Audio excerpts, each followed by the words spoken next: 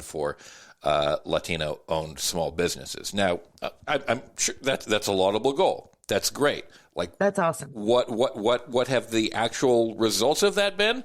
I don't know. Are there less famous people and less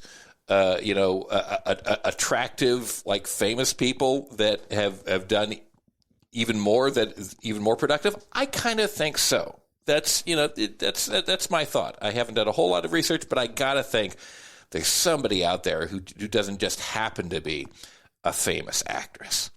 I think they chose like it because, hey, it would be fun to hang out with Eva Longoria. So yeah. Anyway, I think you're right. Yeah. So I just thought it was such a weird, silly thing. Bezos and McRaven were wearing the same suit, and somebody on my Facebook feed said that, and I don't want to put this on Lauren Sanchez. I don't know anything about her, but I think they said she looked like a sex bot or something like that. Again, that's just a random comment, but again, for me, really the weird thing was exactly the same suits these guys are wearing, McRaven and Bezos. Billionaire, like richest or competing for richest guy in the world, and he is like he can't find a different suit. I don't understand it.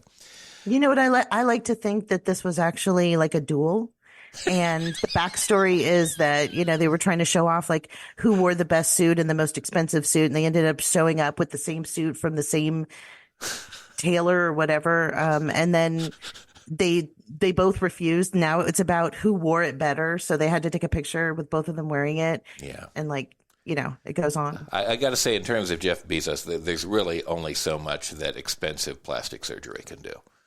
I mean, at a certain point, nature holds and billionaires, I think the McRaven got the looks, at least relatively speaking. I'm not sure I would call either of these like guys, super handsome men, but that's okay because they get to exploit the masses. So yes. that makes you know what this reminds me of? What's that? Dwayne "The Rock" Johnson has a shampoo and conditioner line. He has a shampoo and conditioner line? Yes, he does. Okay. Yes, he does. And his one of his lines, one of his catchphrases to sell this is that if he had hair, his hair would like this shampoo. And I'm just going to say, exploit. Sorry. This is ridiculous. This is stupid. Obviously bald. Why aren't you selling that shaver that, yeah, the skull shaver or whatever? Product. Go and sell that. Yeah. There are plenty of things that you could hawk. I mean, you're out there, you're super buff, you're a big movie star. I mean, there are all sorts of things that you can sell, but like shampoo, like that what the fuck? That doesn't really make any sense at all. I don't get it. It's just. But if we're stupid enough to buy it, then he's gonna sell it, and that's the point. Yeah. We think, gosh, people stop. Just because someone has talent does not make them a good person. Yeah. It just means they're a talented person. That's you right. probably know a plethora of talented people that will never achieve fame. They sing well. Their artistry is amazing. Their musical instrument capabilities, to play instruments, their way to articulate themselves without reading a script is much better than mine. Yeah. They are amazing people, but because they didn't make it in Hollywood or wherever, we'll never hear about them. These are just Dwayne is just a schmuck who made money making beating people up cool. Not right. that wasn't always already cool when he got there. Right. But he profited off of that. And yes, he has. I have laughed at his movies. He is very funny. I think he is very, very funny. His serious stuff, I can't really take seriously, but he is good. His comedic chops, wonderful. And the fact that he has distanced himself from Oprah and gotten out of that debacle, more power to you, man. Yeah. But quit fleecing your fans. Yeah, please. And you're absolutely right to say that, like, there are all sorts of unrecognized talented people.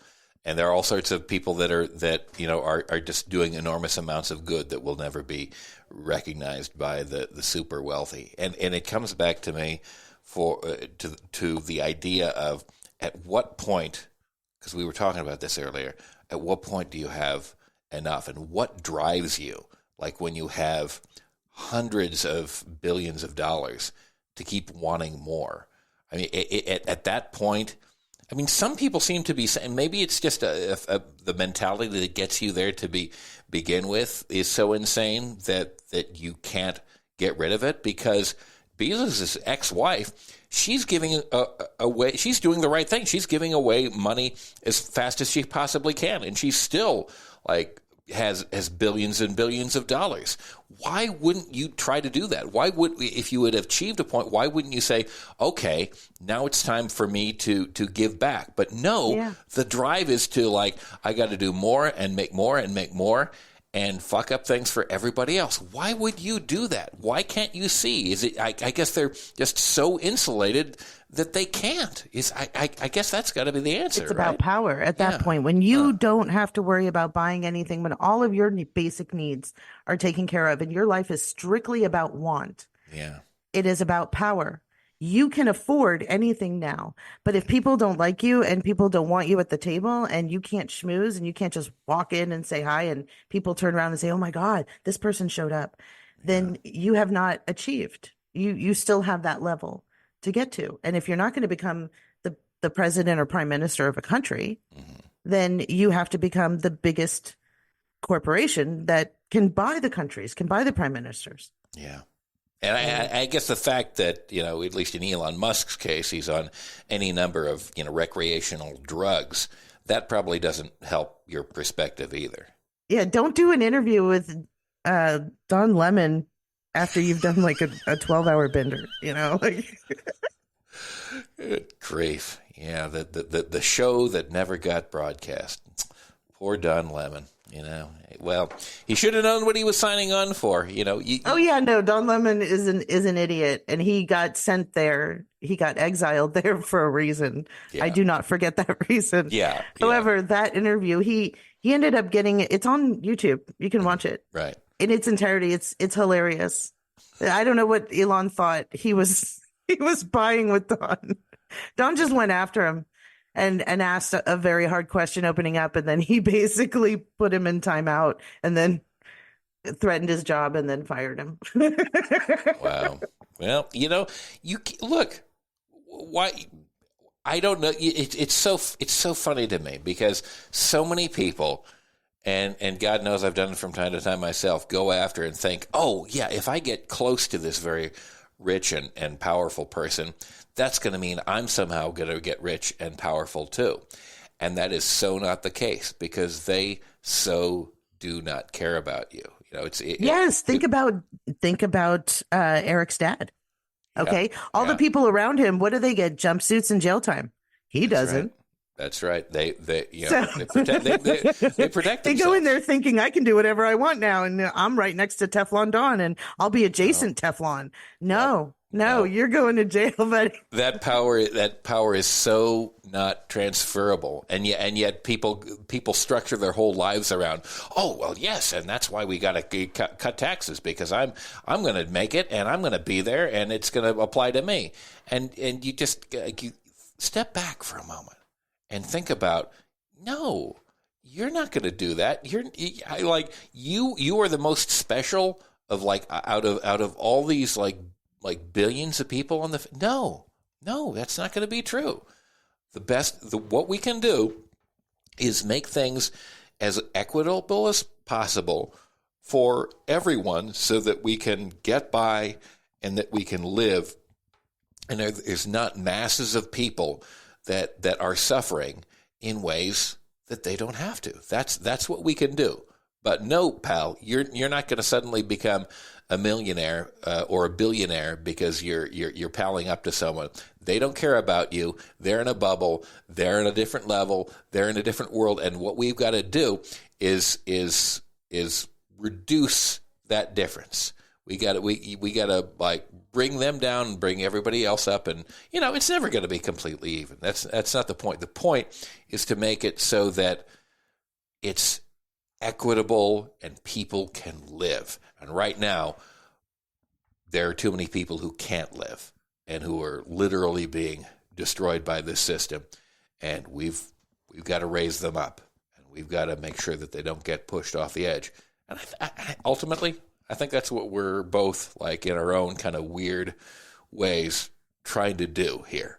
We're trying to raise people up. We're trying to keep them from being pushed off the edge and give them an outlet so that they can sort of think and process all of that. I think that's what we're trying to do. Yeah. I like to do it with humor because it's easier. You know, the medicine goes down with a spoonful of sugar, but this is real stuff. Yeah. And it's not just stuff to laugh at and go, this is what happened. No, actually, we, at this juncture, we have a house where all of the seats are up for grabs. We have a lot of seats in the Senate. We have a lot of seats in your state legislature and your gubernatorial elections, all the way down to your mayors. Really, people, we have an opportunity to elevate people that speak to what we want to see. Yeah. Not necessarily what I do, but what you vote your conscience and look for someone who can actually do what they say they're going to do. Not just say it, you know. It's not a popularity contest. We got to start thinking about who is the most effective and functional in this position. It's a job interview. Yeah. It's not a rally. It's not a good time. It's not a fair. It's not an event that you go to and get drunk and, oh my God, I can't believe I did that. Yeah. It's an election. We're deciding the next 4 years in the course of our country, but state by state, county by county. Please, we have an opportunity here. Yeah. Take it. Yeah. And take the next few months and check references. It is a job interview. Absolutely. And if you can, go to the events and ask questions. Yeah. Don't be afraid to call their offices and ask questions. The ones that care, or at least the ones that want to look like they're caring, will respond to you. And use that as an open. Yeah. Because once they're elected, it's not like we forget. You know, when you go to work, your boss doesn't forget that you're there. They hired you 2 years ago. They don't forget that you're there. They check up on you. We need to check up on them. That's a damn good point. How's it going? Hey, I noticed that you did that. That's not what I hired you for. Yeah. What's going on? Yeah. And that's what we are. They are our employees. I mean, it's Tridenoid, but it's absolutely true. We hired them. They take our money. They're supposed to do a job on our behalf, and we need to make sure that they're doing it, because at the moment it's not working particularly well. But what does work particularly well is each Sunday, and this one will be Easter Sunday for those of you who observe. But I still have a show coming out. You still have it, yes. This week again will be coming out. From hell or high water. Yes. And you will, as you hunt for Easter eggs, as the Easter Bunny scampers off into the distance, you can be listening to This Week Again, which is a wonderful and humorous encapsulation of the week from a progressive perspective, hosted by Susanne Posel. Susanne, thank you again so much for being with us on Facepalm America. Thank you very much. Makes Friday my favorite day. Thank you so much for being with us today. I want to thank Ace Elson and Rosabelle Hine, who produced this program. Please go to 2 Squared Media Productions to find out more, and share this program via link on your social media. It helps grow our audience. Until next time. Enjoy the day.